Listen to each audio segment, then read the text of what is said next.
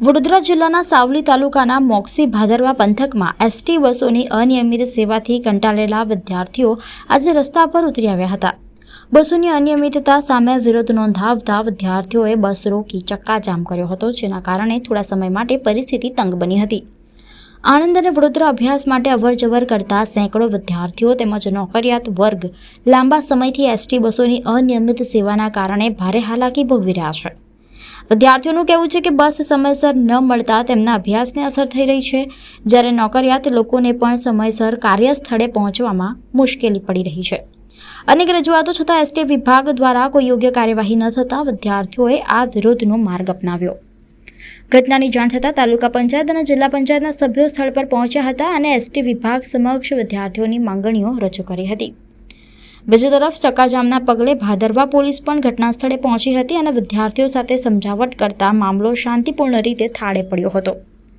સમગ્ર ઘટનાના વિડીયો હાલ સોશિયલ મીડિયામાં વાયરલ થઈ રહ્યા છે।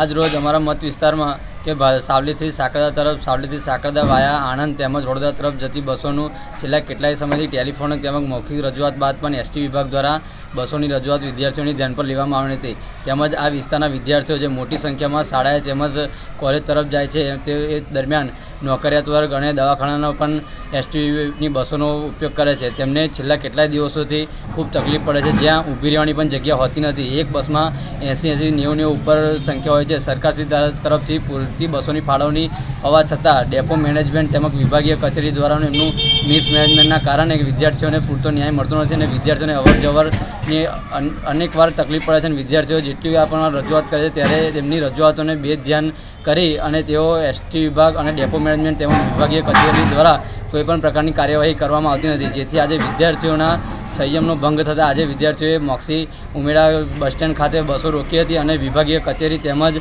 ત્યાં આગળ ડેપો મેનેજમેન્ટને રજૂઆત કરી હતી। વિસ્તારના ધારાસભ્ય દ્વારા તેમના ને સંકલનમાં લઈને એમના વિશ્વાસથી આજે એસટી વિભાગને અને બધી રીતે જવાબદાર તમામ અધિકારીઓ અને તમામ વિભાગને આજે બસોની પૂરતી જે સગવડ જે બાકી છે એ પૂરી કરવા માટે અને આ વિસ્તારના વિદ્યાર્થીઓ તેમજ નોકરિયાત વર્ગને ભવિષ્યમાં તકલીફ ના પડે, થોડા સમય માટે બસો ચાલુ રાખીને બંધ ના કરી દે તે માટે લેખિત અને મૌખિક રજૂઆતો પણ કરી હતી।